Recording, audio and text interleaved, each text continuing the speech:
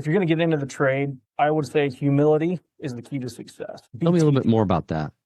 So just be teachable. You could be, and I know guys that are really good at their jobs. They turn in jobs at a really good time and stuff, but these guys are also extremely humble. They are teachable because nobody's ever going to know everything there is to know about an elevator or how things work, because we're constantly coming out with new technology, new procedures and methods to do stuff.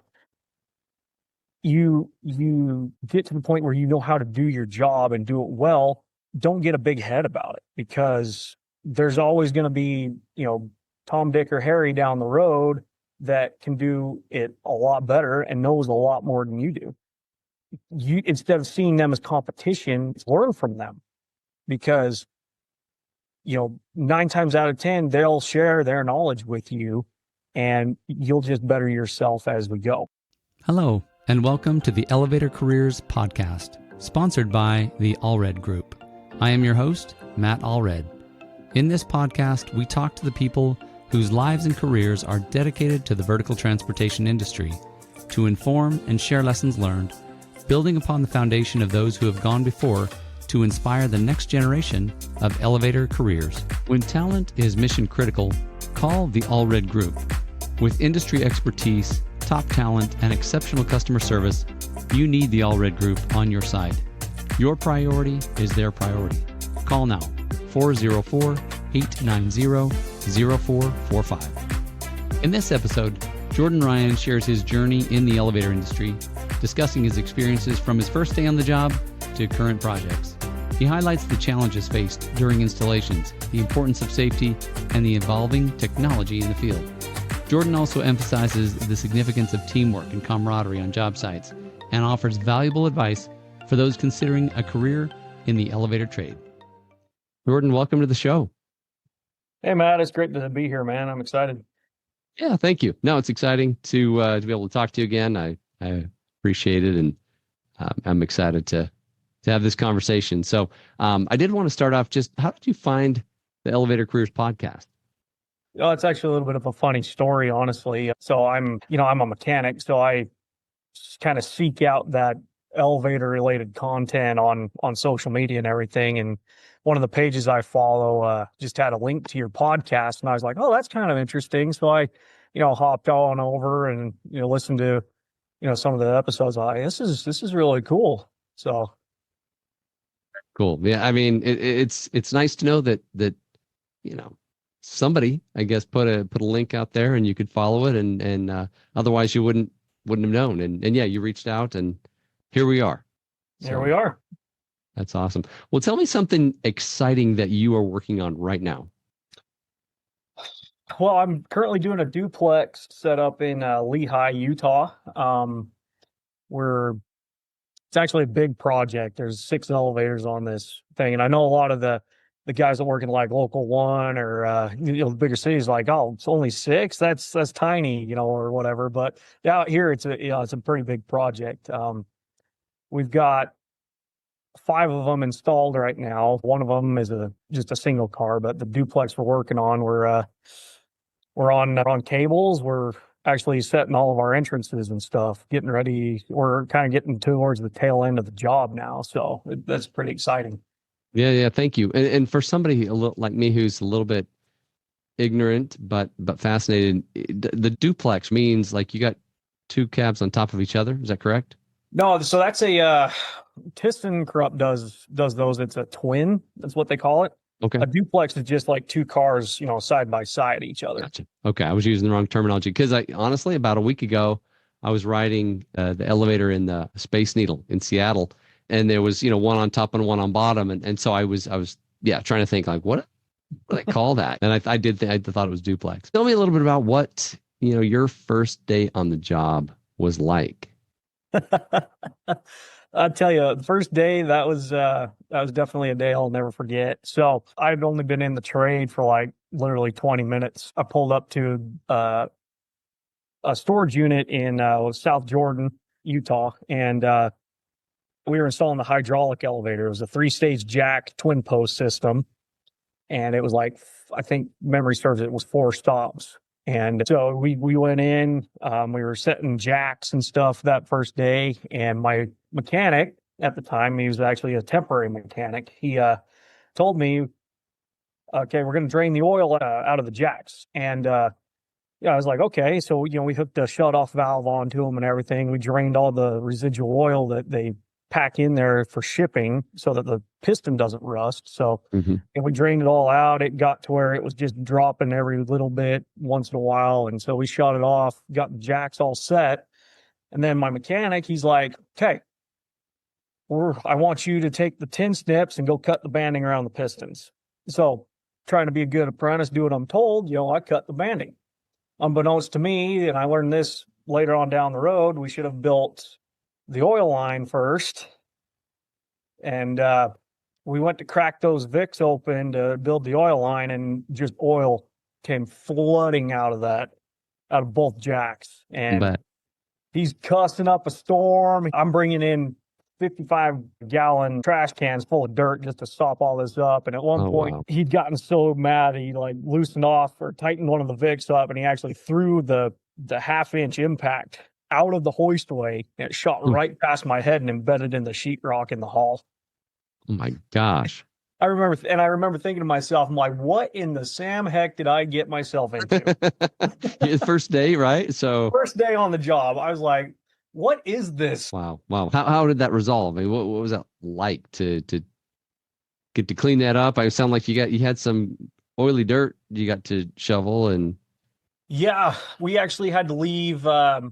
We cleaned up all the oil soaked dirt and stuff. We put more down, and he was kind of just, you know what, we're gonna leave this overnight just to make sure that all of it's absorbed and everything. And he actually got, after he calmed down, he's like, look, I know it's your first day. I apologize for getting so worked up.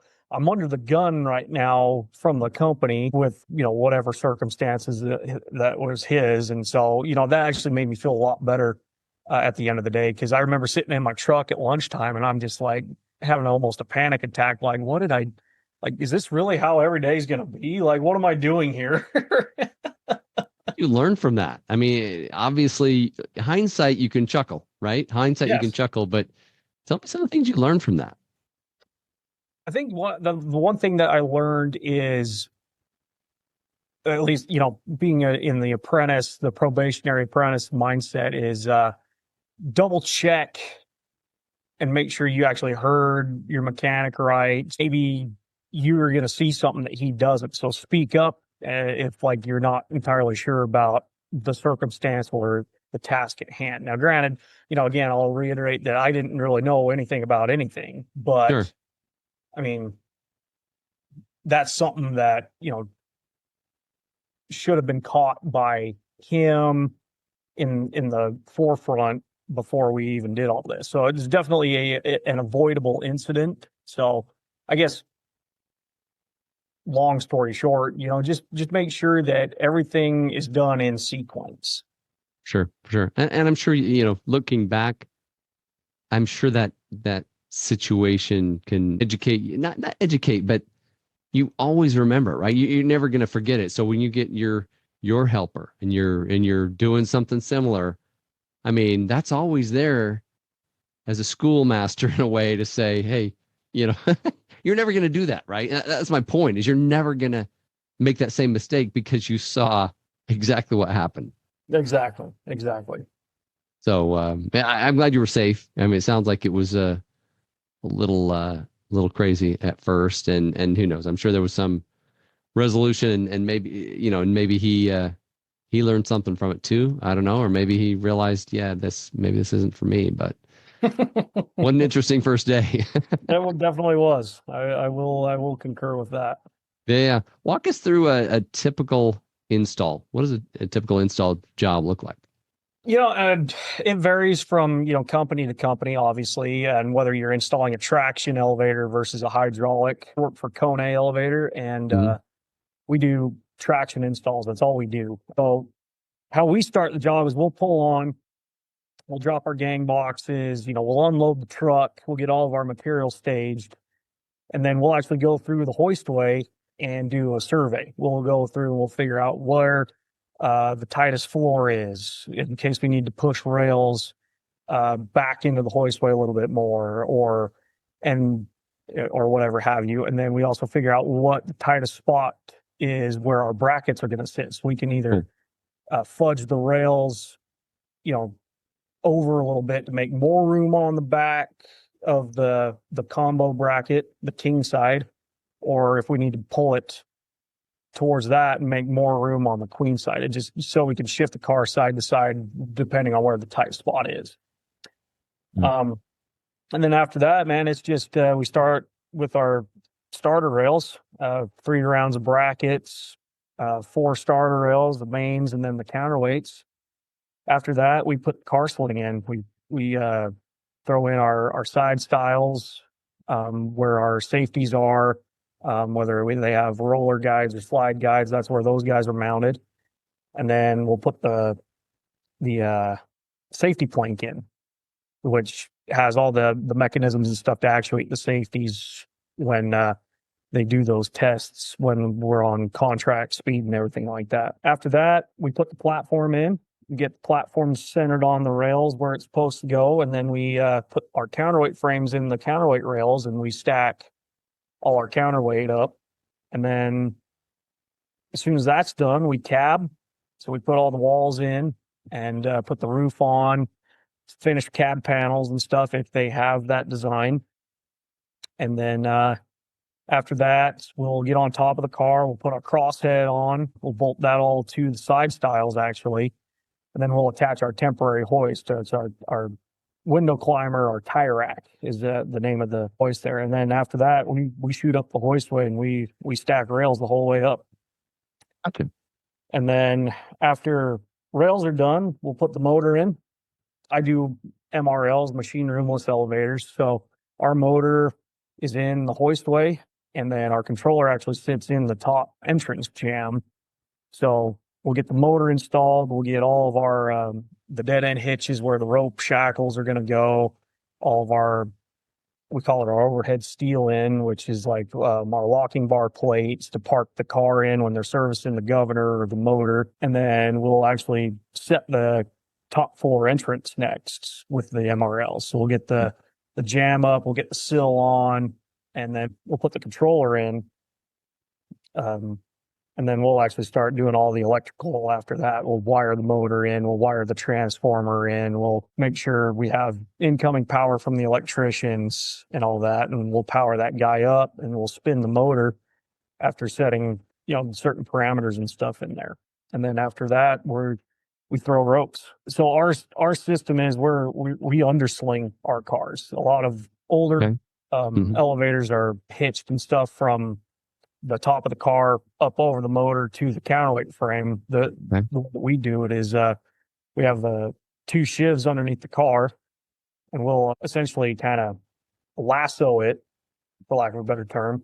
Sure. So all my ropes are on top of the car, and then I'll drive up to where it's comfortable for me to work, and where our formula is to park the counterweight frame beforehand, and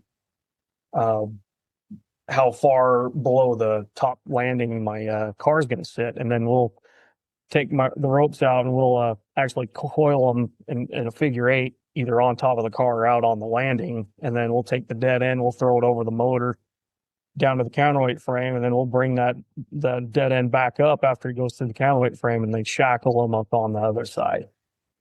Gotcha. And then after that, we do entrances. We'll go through, we'll set all of our sills, all of our door tracks, all the finished jams, and then we'll do doors, put all of our hoistway doors on. And then it's all wiring essentially after that. We'll pull all of our traveler wire to our car top box. We'll pull the safety switches and stuff that are on top of the car to there. We'll wire all those in, and then we'll wire all of the hoistway interlocks and stuff in. We'll pull push button wires, lantern wires, hoistway access, you name it, whatever's in the hoistway.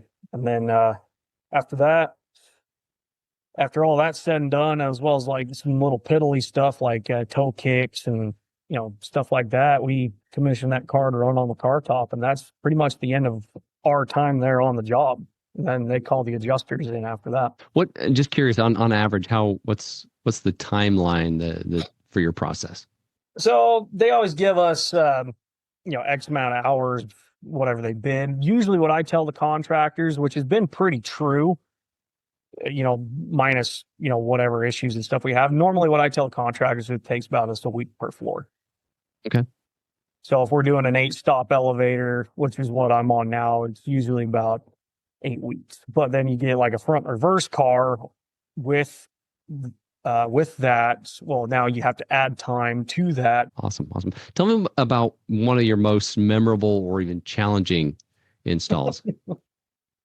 That's kind of a 2-part question there. My most memorable, the one that I think I have had the most fun on, was a little 5-stop single car in Holiday, Utah. It's just south east of Salt Lake. And I was a second-year apprentice, I believe. And we had a basement machine room. That job was just a lot of fun. I worked really well with the mechanic. We were able to, our personalities clicked pretty well, so we were able to have a lot of fun. We goofed off while we, worked, obviously. So you get those mechanics that you click really well with them, and it just makes the job just that much more fun, because then you can just, cut loose. And I've always heard, you're not having fun at work, go home. Right. Cool. So that was the funnest. So, but you said there's a two-part to that. Yeah. So my most challenging, I think, honestly, is this job site I'm working on here in Lehigh. Just from the get-go, I feel like we were kind of set up to fail, not really on our company side of it as much as the contractor. They didn't build my hoistway to spec. I had rear entrances where my rough opening was too small. I couldn't get my entrances in without having to have them cut concrete. I had to have them chip the counterweight wall out actually about an inch, just to maintain my 2-inch running clearance for my counterweights by code. Right. From level 2 all the way to 7. My hoistways were just too small in general. So instead of being straight, the back wall ended up diving in, a good inch and a half. And so we had to go through and cut all the landing floors back wider as well to make sure all of our equipment fit. And, that's not just for the first duplex we did, but it was also for the second duplex we did as well. When a contractor doesn't build your stuff to spec and then they throw a fit about it, it's like, look, dude, like, I'm not a miracle worker. Give me space to work in, right? They've kind of constrained you, and it's like, no, you're going to have to cut walls or blow them up and start over or something. Because I dreamt about that a little bit with this job. I won't lie, but here's the problem. Here's how we're going to fix it. I'm not trying to screw you guys over or anything. It's like, here's the problem, and I've got the solution. Well, and it's got to be plumb, right? I mean, if the wall's curving in, okay, we're going to have to move this thing over. It's like, obviously it's costing him money, but he's the one that screwed up in the first place. Exactly. You didn't cause the problem. You're just there to show him his problem. It sounds like you're in the middle of that one right now. So are there any other issues that have come up since those initial measurements, or? Thankfully, no. I mean, we've had some minor issues with parts, and, some things got sent out from the factory that were too big or, whatever, but we've been able to kind of, I don't want to say reverse engineer, but we've essentially been able to figure out how to make stuff work, and or just completely replace those parts, or whatever have you. But other than that, the major issues and stuff, we're actually sailing pretty smooth right now, thankfully. Good. That's great. I mean, you had to get a little creative, had to make things work. Hey everyone, thank you for listening. This is Matt with a brief message from our sponsor. The Allred Group has been recruiting elevator industry talent for over 14 years. If you are looking to grow your business and hire great people, contact the Allred Group at allredgroup.com. That's ALLREDGROUP.com, and talk with Matt and his team about how they can assist you. And now, back to the show. So I'm curious, what were some of the skills or tools or parts of the trade that intimidated you at first? Were there any things like that? Yeah, I mean, the only part really I was intimidated by tool wise was the welder. Before I got into the trade, I'd only welded once, and it was for a church youth group activity, and I didn't do a very good job at first, and then it was all hot, and I got a couple minor burns and stuff on my arm from the sparks, and whatever, and I was like, I don't like this. So when I found out we had to be welders and stuff, and I was like, oh crap, but I took initiative. I actually enrolled in a welding course during one of the slower times for construction when there wasn't a lot of work. I essentially was taught how to weld. I learned it, and I wouldn't say I'm a master at it by any means, but I can at least hold my own now, and it's not intimidating anymore. In fact, I actually look forward to doing that now. I find it fun. Yeah. That's awesome. I mean, it's kudos to you for signing up, kind of diving in, leaning into what wasn't comfortable, and just making a skill out of it. Right now, you can do it, and who knows? Maybe people even call you and say, "Hey, can you weld this for me?" I have a friend that used to say that once you're a really good welder, you get all kinds of friends that you didn't know you had. Like, hey, can you fix my boat trailer? Hey, can you fix my kid's bike? Hey, can you? It's so true too. It is. And my father-in-law calls me up every once in a while. He's like, "Hey, you want to bring your welder down? We'll fix the boat trailer, whatever." For sure. Yep. Been there, done that. Yep. Awesome. How would you say the trade has changed just in the 7 years you've been in it? In new construction, you get to see all the new stuff that comes out. Kone hasn't really changed all that much, at least here in Salt Lake City.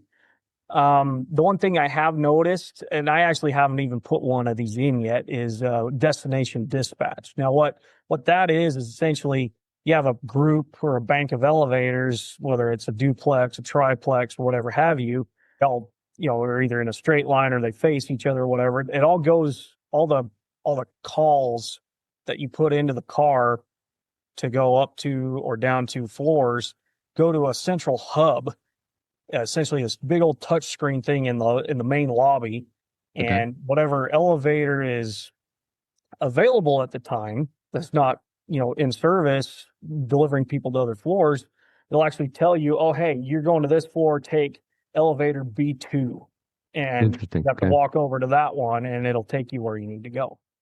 So I think that's the craziest thing that is new, and I've experienced it before, and it takes some getting used to, honestly, because I'm used to just walking up, hitting the push button, and just taking the car that shows up. Right. So and I haven't, I don't, I guess, ride a lot of elevators just because I'm, working, whatever, don't travel a whole lot. I guess just getting used to a touch screen for the elevators is new behavior for the entire riding public, because it's like, okay, we're used to walking to the elevator, pushing the button, but if there's no button there and there's a screen, it's almost like, oh, what? I guess I need to figure out how to drive these things. 100%. And I actually share a little bit of a personal experience with that. Like I remember going to the one of the state buildings. I had to turn in some paperwork to get my mechanic license, and the state building that we went to had a destination dispatch, and it's like, where the Sam heck's the push button, man? Like, I'm looking all over the place, and I had to ask the security guard, how do we do this? And he's like, oh yeah, it's one of the new fandangled things. You go over to this little console here. So even as an elevator guy, you're probably embarrassed. You're like, well, I should know how to operate this thing. Yes, that thought definitely crossed my mind. I'm like, oh, that's embarrassing, especially for my wife and kid. That's cool. That's cool. So you haven't had experience actually installing that, but it, sounds like it's definitely, changing the industry, changing the, making things more efficient is what it sounds like. Yeah, that is the goal for these. Yes. So I foresee us, using a lot of it now in the near future, especially with these bigger projects and with the Olympics coming to Utah and everything here in the near, in like 2035 or something like that. I'm sure there's going to be a lot of people with a lot of money that want efficiency. For sure. Yeah. What do you wish more people understood about elevators, elevator installation? That's quite a bit of a list, Matt. I won't lie. I think two things come to mind right out of the gate. First and foremost, we can only do so much with what we're given, right? I mentioned earlier that, my hoistways and the one I'm working on is too tight. It's like, I can't just wave a magic wand and make your hoistway straight. And, if there's part delays or, whatever have you, like a lot of guys, especially like in the service side of the industry, they get harped on a lot by, the customers and stuff. Well, why isn't this up and running yet? And it's like, look, these are very complex machines, very delicate equipment on a lot of these. And sometimes, as much knowledge is shared between all of us service guys and other mechanics and stuff, and the expertise that is shared, we sometimes can't fix everything in one shop. Right. And so it's like, one thing I wish that they would understand is, have patience with us. Like we're not trying to make your lives difficult. We're trying to get your stuff fixed, and we're trying to get stuff installed correctly so that you can be transported where you need to go in a safe manner. Right. Right. The second thing is just piggybacking off of that safe factor is what we do is extremely dangerous. We're around Absolutely. high voltage. We're around moving parts like the motor itself. Easy to lose fingers, limbs, electrical shock, stuff like that. It's one of the more dangerous trades out there. I wouldn't say it's the most dangerous, but one little screw up on our part, our apprentice's part, can cost somebody their life. For sure.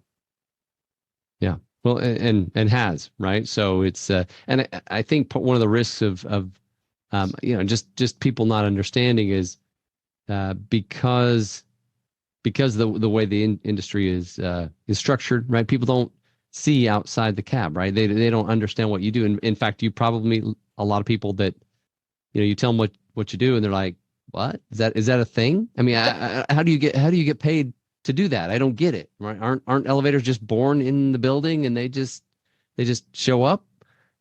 Right? Yeah, I've gotten that a few times too. Yeah, it's one of those things that it's a really niche industry, and you tell people what you do, they're like, I didn't even really think about that before. Like, I never thought an elevator had to be built. Exactly. Yeah, it just shows up, just does its own thing. So tell me, and I'm sure there's a lot of answers to this question, but what's the culture like on a job site? Is it more like a team, a family, something totally different? Yeah, I mean, and again, it depends on who you work with, because I've worked with mechanics in the past that are all straight business. They're there to do the job and go home, and that's it. You don't. So it's very business-like. It's very, I wouldn't say boring, but when you can't really talk to your mechanic and like just get to know him on a more personal level, and have conversations and stuff while you're working, it kind of can make for a long day. Thankfully, right now, the crews that are on my job right now, we're all pretty similar with personality. We get to have fun at work. We joke, we laugh, we talk, and we're able to have fun while we're working. And I guess essentially the answer to that question is, Matt, like, it just depends on who you work with. Sure. Yeah, and what you create, right? I mean, you can, to a point, right? You can kind of decide what the culture is going to be, and somebody might not want to be part of that, but it sounds like there's some real opportunities for camaraderie, right? Whether they choose to have this team, this brotherhood, if you will, then that's up to the individual players. 100%. Very cool. Well, Jordan, we're getting close on our time. I just wanted to end with this last question, which is, if someone is listening, thinking about maybe joining the trade, what advice would you give them? I mean, I got a little bit of a list with that one too, but I think there's two key points to that I'd like to share with the listeners out there. It's if you're going to get into the trade, I would say humility is the key to success. Tell me a little bit more about that. Yeah. So just be teachable. Like you could be, and I know guys that are really good at their jobs, They turn in jobs at a really good time and stuff, but these guys are also extremely humble. They are teachable because nobody's ever going to know everything there is to know about an elevator or Right. how things work, because we're constantly coming out with new technology, new procedures and methods to do stuff. So you get to the point where you know how to do your job and do it well. Don't get a big head about it, because there's always going to be, Tom, Dick, or Harry down the road that can do it a lot better and knows a lot more than you do. Sure. And you, instead of seeing them as competition, it's like, look, dude, learn from them, because 9 times out of 10 they'll share their knowledge with you, and you'll just better yourself as we go. Well, and as soon as you learn it really well, technology is going to change, and you're going to have to learn something totally new. So that probably keeps you humble, because it's like, oh my gosh, this is something totally new to me. Yes, sir. And then the second thing that I want to end with here, since we're running out of time, is what we do is it ain't no cakewalk. It is very hard work, but it is very rewarding. I mean, the fact that we can go to essentially an empty hoistway at the beginning of a job, and then by the end of it have a completely running elevator, is still mind-boggling to me. Like, you stand back at the end of the job and they're like, I built that. That in of itself is kind of humbling to me too, because it's like, I built that. I contributed my talent, my skills, and we have a working product now. Sure. You can probably drive up and down the freeway and point to the buildings that, that one and that one and that one. Yeah, for sure. And I've done that with my wife numerous times. She gets so annoyed. She's like, oh, I've heard this before. It's like, I'm sorry. I take pride in my work. That's I think it's awesome. I think it makes a lot of sense.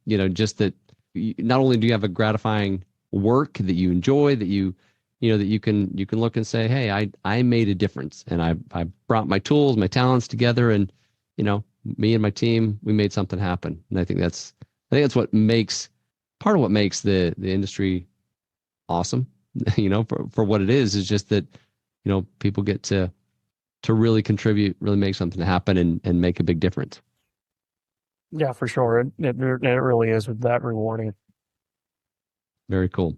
Well, Jordan, thank you for being on the show with me. I appreciate it. It's been a pleasure, and I wish you the very best as you continue to safely build those elevators.